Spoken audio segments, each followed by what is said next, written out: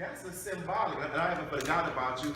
These people are supposed to be here. These are the people that when you go through things, they're supposed to give Support you good advice to system, say, yes. get back in the ring, Right. to remind you about this Yeah. date. But most of the time, some of them was got their eyes on the groom, got sure. their eyes on the bride. Yeah. And it's just, and then all of that takes Construct culture. And cultures all over the world have arranged marriages. In the United States of America, we don't generally think about that, and we idealize romantic love. I mean, that's what we have been taught to idealize, black or white or anybody else.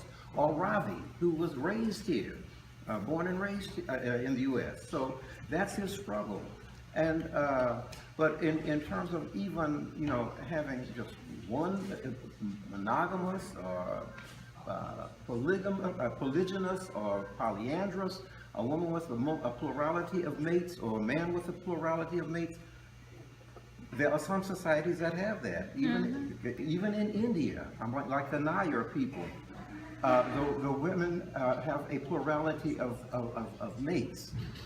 And so the idea is for us not to think of one thing or one mode of culture for everybody. I mean, people are different, and the beauty, I think, in terms of accepting other folk, is that their culture may be different. It may not be what you practice and what you do, but to the extent that we can accept that for them and not interfere with that, the world will be a better place. But if we're looking for the replication of uniformity and everybody do the exact same thing, then I think that that's one source of why there's continual friction. Also the process, how they had, what did he call them? They call them the biodatas. Yeah. Where they were bringing them, they had all of that.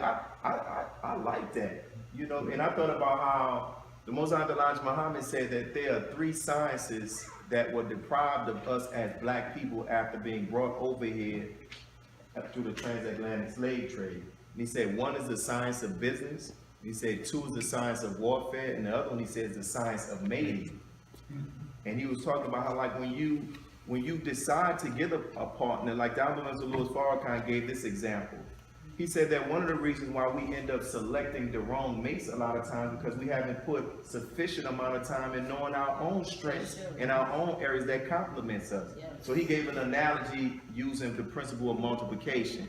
He said that if you are a 2, not on a scale of 1 to 10, but just if you are a 2, and using the process of multiplication, if you want to have a relationship that's on the level of a 10, then you know you need somebody that falls in the range of a 5.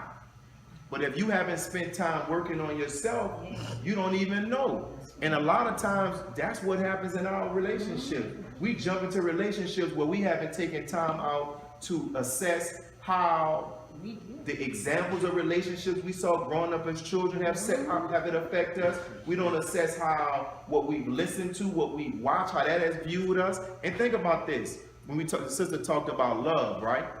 We have this idea of love that is supposed to be free of struggle. That's how some people have it. And you think about like how we have it. When we talk about love, they say, have you fallen in love yet? Well, how many of us enjoy falling down? So love is not something you fall into. When you fall into, that's something you don't have any control over. And oftentimes you fall because we didn't look at something. But love is something that's meant to be grown. But in this society, love has been equated with sex. So you have some people who feel like, then if they didn't have sex with the person before they got married, then I might be going into something, as if sex is not something that can be worked on and improved. And so we come into this, we grow up having this improper view of what love is. We think that love is just something that you say when love is an action. And so if we have an incorrect view of it, and if our goal is love, and we don't really have a correct view and understanding of love, then we're only going to grab what we've been, the incorrect view, right?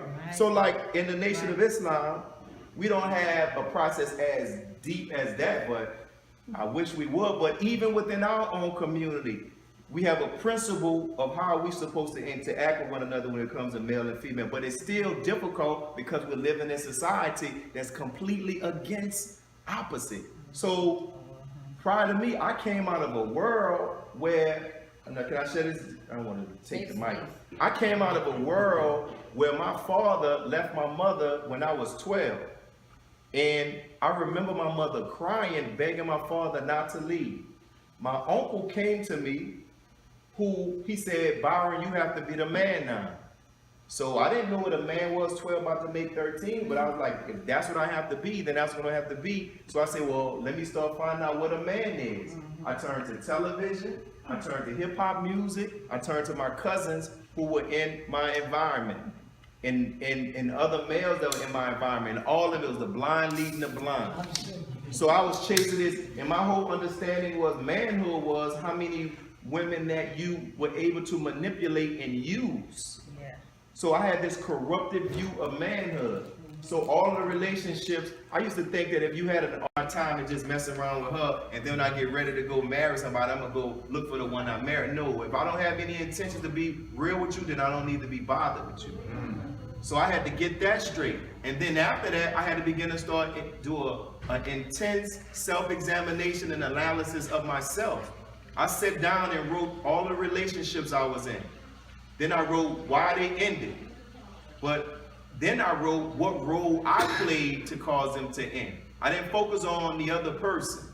And then I had to go back to that list and see how much of that behavior or even that thinking is in me. So I had to begin to start working on that. So in the Nation of Islam, when you were interested in a sister, we have this structure within our community. I just don't go up to a sister and say, hey, give me your number, I'm gonna give you a call. We go up to a brother who's responsible for the manhood development and of the brothers. I say, I'm interested in putting a courtship in. And he said, well, do you have a job? Yes, I have a job. Where do you work? Where do you live? You live with your mother or your mother lives with you? No, I have my own place. Do you have a car? Okay, then they go to the sister, are you interested in courting? Yes, I am.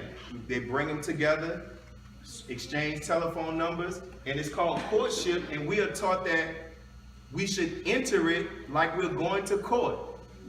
I should have an idea in my mind of what type of woman I want, what I want as it relates to mother, wife, everything. And then I'm questioning. How do you feel about this? How do you feel about that? How do you feel about this? What are your thoughts on this? What are your thoughts on what's your health like? What's your credit like? Not just she fine and she got a big butt. Can you cook? Right? All of that stuff. And then we're not supposed to have outings where it's just men, oh, I'm gonna call you, let's go to the movies. No, we're supposed to have chaperone outings, but with a couple that's either older or who have been married for some years. And it's to go there, so why? If people, it's not just sex. I'm a grown man, she a grown woman. When we go home, I can get my car here, I'm coming, whatever. But if there was ever on my heart, that's what we're gonna do. But it's for these older couples, they can sit there and they see past all of the little infatuation. They say, do you notice every time you ask him about his finances, he changed the subject? I know you have children. Do you know what's his relationship with it? So have you asked him about this? So they help us to begin to start examining stuff, and then we can begin to start questioning them. What made you know? How did you know? What would you tell us? Well, you got to look out with this. You got to realize, you got to think about this. How often do we hear communication is the key in relationships?